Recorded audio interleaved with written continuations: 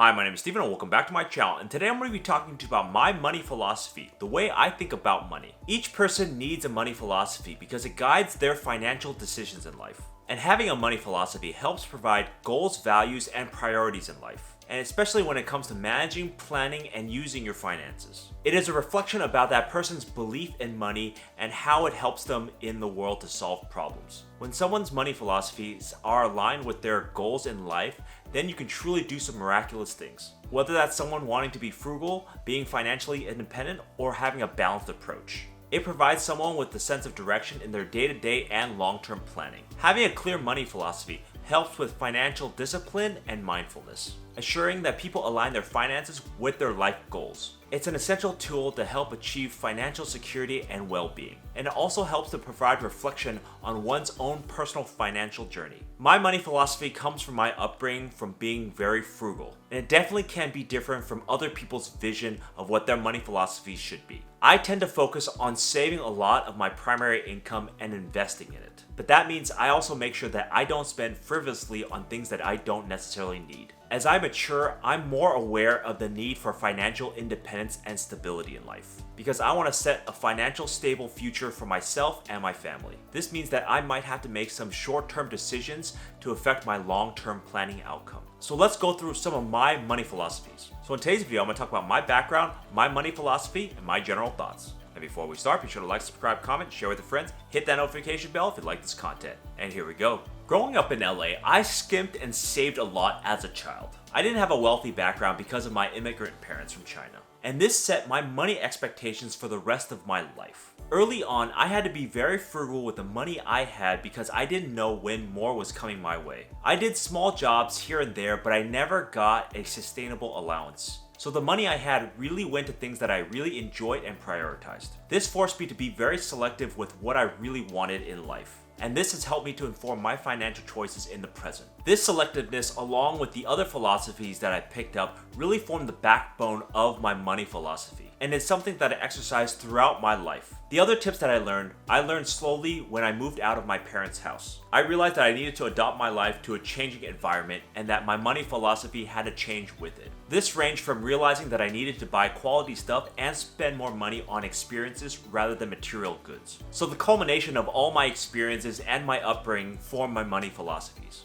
So here are my money philosophies. Number 1, saving a lot. Saving a lot of my primary take-home income is one of my core money philosophies. This helps me with my overall well-being in financial security and helps me to create a safety net if needed. And it overall helps reduce the financial stress that I need to take on from day to day. Setting aside this take-home income isn't easy, but for me, it's well worth the short-term pain of it. It gives me peace of mind if something big financially comes my way. I learned this money philosophy early on in life when I had an allowance of $20 per month. I had to be very picky and mindful of what I spent my very little income on. No excess toys or games, just what I really needed. And now that I'm older, things are getting way more expensive, so I have to plan more for the long term. And that means saving as much take-home income as I can to plan for the bigger things in life. But this means that I have to keep my expenses in check and be mindful of what I'm spending my extra money on. And every now and then I take a look at my monthly spending and make sure that it comes in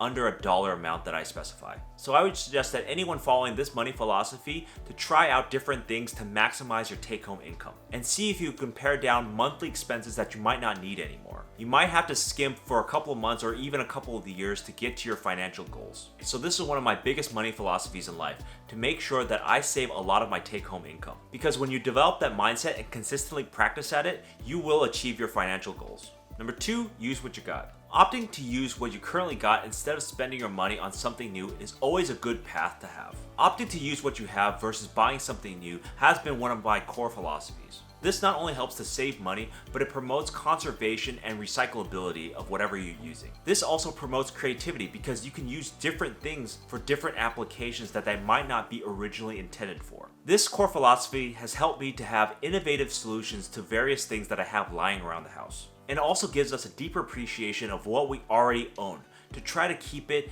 in good condition always. As a kid with not a lot of toys, I had to be really creative with the stuff that I had lying around. I needed to create elaborate stories with the toys that I did have to keep myself entertained throughout the years. And as an adult, I try to keep things and use them for as long as I can without buying something new. This might mean maintaining old cars and repairing electronics, or making more leftovers and consuming everything in the fridge before buying something new. Or wherever possible, I try to repair the things with glue or duct tape in my house before buying something new. Overall, this is a mindset that you have to have going into it. You have to look at the object and see if there's an additional use to it rather than just throwing away and buying something new. When you do start to get into the mindset of reusing things, you realize how much people throw away every single day. So in general, one of my biggest life philosophies is to use what you got. Number 3, quality works. Spending money on quality items is always a wise investment in my mind. Typically, they last longer and have higher durability overall. And you save money in the long term because you buy less of that product because it breaks down less. That's not always true, but in most cases, a quality object will last you longer.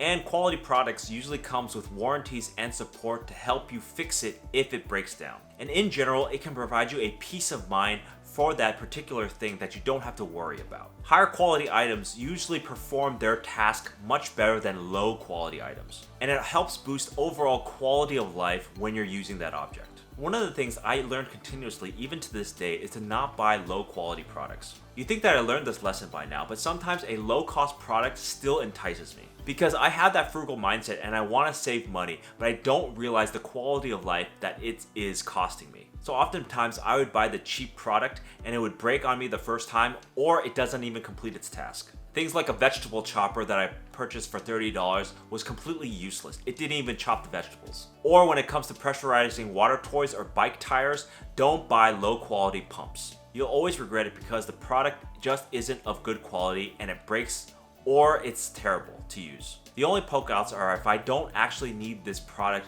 to serve a critical function in my life. But more often than not, when I spend money on a quality product, it doesn't fail me as often and I'm able to enjoy it more. And thus saving me more money in the long run because I don't have to actually replace that product. When we buy for quality, cost is certainly one factor, but it's not the end-all be-all factor. There's things like quality of life or inconveniences if that thing breaks down on you at an inopportune time. So take that into consideration when you're trying to weigh the benefits of buying something expensive and quality or something cheap.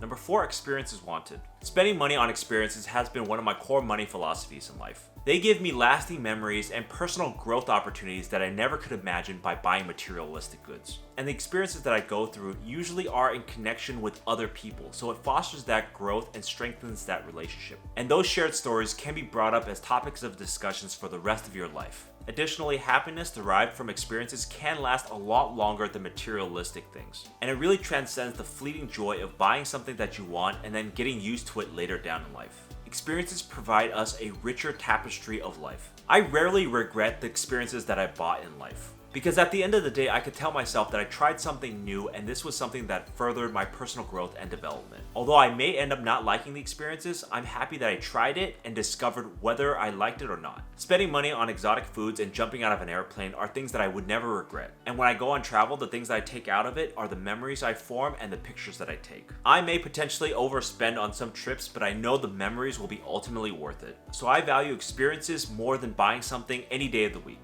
And number 5, care not from others. One of my core money philosophies is to not worry about what others think I spend my money on. I want to free myself from the judgment of others regarding how I spend my money, because then it allows you to make your own financial goals and decisions based on your priorities in life, rather than conform to other people's expectations of what you should spend your money on. Because societal expectations and peer pressure can be a huge detriment to your financial independence. Embracing and dictating your financial decisions in life can be a huge win for you, and it can provide you a sense of financial well-being and a sense of authenticity about your goals in life. I've personally gotten more than a few questions about why I spend money on the things that I do. I absolutely hate trying to justify my decisions to other people, especially if they have no skin in the game. It's more of a judgment call based on where they're at in life and where I'm at in life. And those societal pressures can be quite overwhelming at times, because there are more than some people that question whether or not I'm following a traditional path in life. And this is especially true regarding whether or not I want to buy a house in the near term.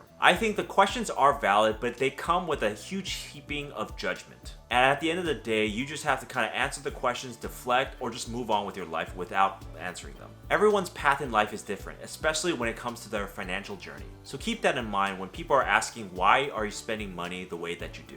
Know that they probably come from a positive place asking you those questions, but that ultimately that decision comes to you. And you shouldn't chase other people's expectations based on society and peer pressure. So don't worry about others when you're spending money on your own financial goals and decisions. So here are my general thoughts on my money philosophy. Money is such a touchy subject in modern day life. Some of us has very little and some of us has a lot of it. Wherever you may be along this spectrum and however you may feel strongly about money or not, know that at the end of the day, it's only a tool for us. There are always more important things than money in our lives, and we need to remind ourselves of that from time to time. This is because at the end of the day, caring too much about money can lead to our downfalls. We have to realize that money was constructed as a tool to help facilitate trade among other humans, and that the pursuit of money in and of itself is a dead end. It needs to be aligned with goals and the things that we want to do and achieve in our lives, for it to have meaningful impact and ultimately happiness within our lives. And lastly, each of us need to have a blueprint or money philosophy in life.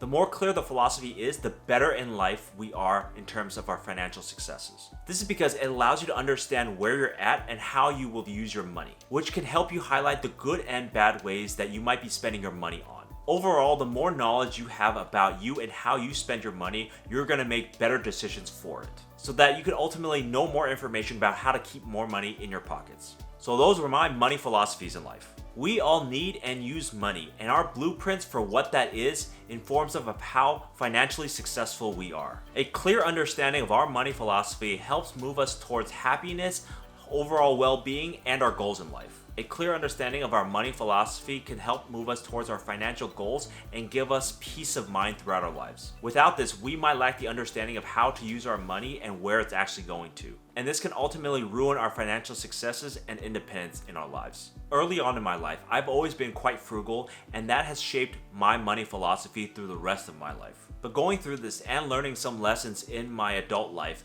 helped me to shape my overall money philosophy. With it, it gave me the tools to live a more fulfilling life and a better cushion for my financial stability for the future. So thank you for watching. Please leave a comment down below on what is your money philosophy and how has it helped you in life. And I'll see you next time.